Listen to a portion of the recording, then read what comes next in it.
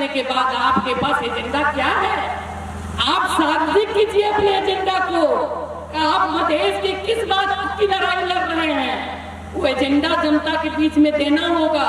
संघीयता आ चुका, मधेश पहचान हो चुका, अधिकार में समानुपातिक समावेशी बढ़ रहा है।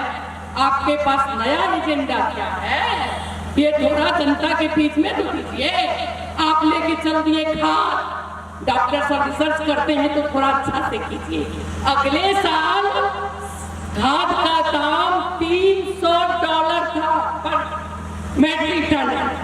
अभी ने हमारे साथी ने भाषण किया 4000 में खाद की। अगले साल $300 मेट्रिक टन था, अभी $1100 मेट्रिक टन। अभी कोरोना के कारण से इंटरनेशनल खाद का संकट आ गया है। आप कहीं भी खाद नहीं, फैक्ट्री अभी थोड़ा सा मंद गति में चल रही है हर एक देश में। इसके बावजूद भी भारत से 1.5 लाख मेट्रिक टन खाद नेपाल में लाकर हर एक डिपो में 7-10-12 मेट्रिक टन खाद जा चुका है।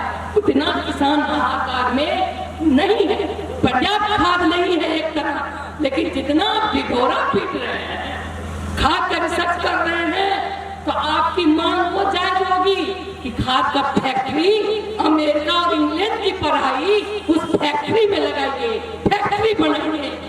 अमेरिका का डॉलर खाद की फैक्ट्री में लगाइएगा तो किसान को ज्यादा सहूलियत होगा। आप ये रिसर्च करने वाला डॉक्टर यहाँ काम चलने वाला नहीं है। यहाँ बहुत सारे पीएचडी हैं, हम लोग खुद राजनीति के पीएचडी में हैं। हमें आप नहीं ठग सकते, अब 10-5 युवा को नहीं भड़का सकते। अभी खाद इसी बीच में भारत के साथ एमओयू होने वाला है 3-4 दिन में, हम सभी समझना पड़ेगा। भारत से आग्रह करके एग्रीमेंट करके खाद हमें और भी चाहिए। पैसा का संकट आ, हम जो $300 में खरीदते थे $1100 हो गया है। उस निर्यात करने वाले पर उसे एग्रीमेंट करना पड़ेगा। ऐसे ढिढोरा पीटने से नहीं होगा कि ढोल पीट दिए, 10 लोगों को ढोलक पकड़ा दिए और फट्टा घुमाना सिखा दिए। अरे भैया, ये बांस का बारी फुलवारी तो मधेश पितरों में उतर चुका है और इतिहास यहाँ राइस मिल अभी भी जीवित है। ये गौर ऐतिहासिक जिला है, इस गौर में फट्टा दिखाने का प्रयास न करें। यहाँ लाठी बांधना जानता है, इस लाठी बांधने पर आपकी फट्टा को वही तोड़ मरोड़ के आपके हाथ में रख के घर में रख दिया जाएगा। हमने आज रोक दिया, आज बलिदानी दिवस पर हिंसा नहीं, आज हिंसा नहीं करना है। आज हम बलिदानी दिवस मनाने आए हैं और कल हम विजिट करेंगे यहाँ का पुल और सड़क का क्या है। नहीं तो तूफान से टकराइएगा तो आपकी वही हालत होगी जो गौर के राइस मिल में हालत हुआ था। उस इतिहास को आप न भूलिए। मैं डॉक्टर साहब को यहीं से कहती हूँ, मैं नाम नहीं लेती हूँ, मैं आकर से नाम लेती हूँ। आप पीएचडी डॉक्टर हैं तो रिसर्च कीजिए, चीर फाड़ मत कीजिए। आप चीर फाड़ कीजिएगा, पेशेंट मर जाएगा, आपको घेराबंदी करके आप ही को मार देगा। इसीलिए आपसे रिसर्च कीजिए, बस उसके लिए इतना मैंने कह दिया। इसीलिए सतर्क हो जाइए। जब जब मधेश आंदोलन शुरू होती थी तब तक वो मधेश के एजेंडा लेके चलते थे। मधेश आंदोलन समाप्त, वो भी समाप्त। एजेंडा आपके पास यदि ले तो हम लोग से उधारी एजेंडा ले सकते हैं, 2-4 एजेंडा हम ले सकते हैं। मधेश की लड़ाई में हमारी संविधान अधूरी। हम उस भाइयों को आग्रह करना चाहते हैं, आओ भाई साथ में लड़ो। किस चीज के लिए? अभी भी वहाँ संविधान अधूरा किस बात की है? हम लोग बहुत सारा डिमांड है। हमारी भाषा अभी भी स्थापित नहीं हुआ है। वहाँ आज भी संविधान में लिखा हुआ है एक ही भाषा एक ही भेष, नेपाली ही भाषा होगा। आप दोहरा सलवार टोपी ही भेष होगा। आइए हमसे थोड़ा एजेंडा उधारी ले लीजिए आप और हमारे साथ चलिए लड़ाई लड़ने।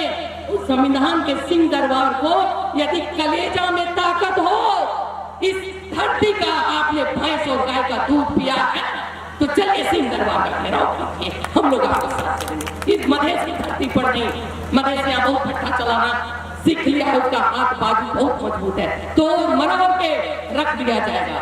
मैंने रास्ते में कहा, सीडीओ साहब ने कहा वहां पर आंदोलन होने वाली है, 2 दिन पहले कहा मंत्री जी का आप, उन्होंने हमारी सिक्योरिटी के लिए कहा।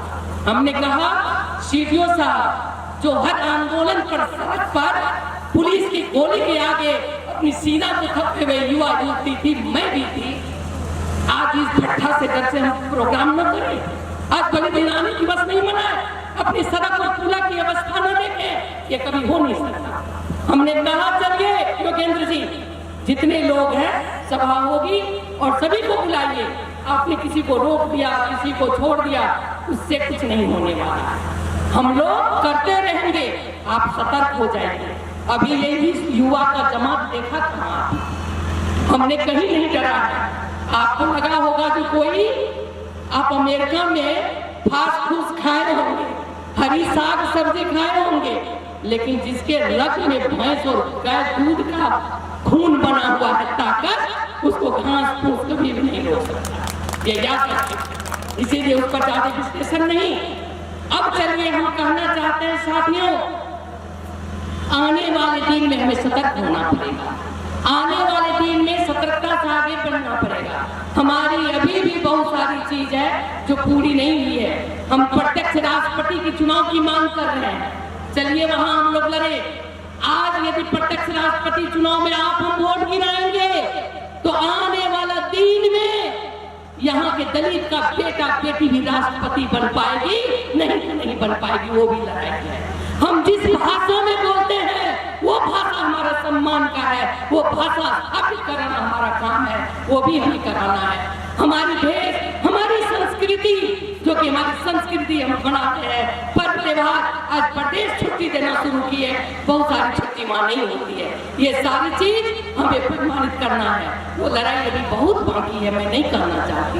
अब रही आप लोग को लगा होगा कि हम आप लोग की कृपा से, नहीं तो कहा मधेश की का बच्चा, लड़की, बेटी, बहू भौतिक योजना, पूर्वाधार, यातायात मंत्री बनने का स्वभाव मिलेगा। लेकिन आप लोग की कृपा, आप लोगों का स्नेह, आप लोगों का आशीर्वाद से आज मुझे अध्यक्ष उपेंद्र यादव ने मेरे कंधों पर बहुत बड़ा जिम्मेवारी दिया है, भौतिक योजना पूर्वाधार मंत्रालय यातायात।